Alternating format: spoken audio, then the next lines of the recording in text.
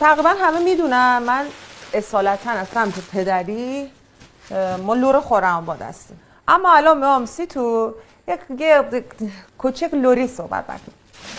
خب این نارنگیانم بعداً میشوریم.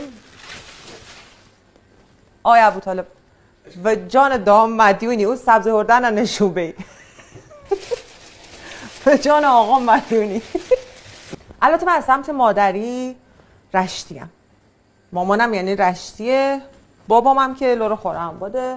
خلاصه که شامل امروز من پیش غذا دلمه چکودم، خرم‌آباد دلمه چکودم. غذای اصلی قرمه سبزی چکودم شامل بچین با قلم و پرملات خوب چکودم. ما ادعا هم دارم، ادعا زیاده سر قرمه سبزی.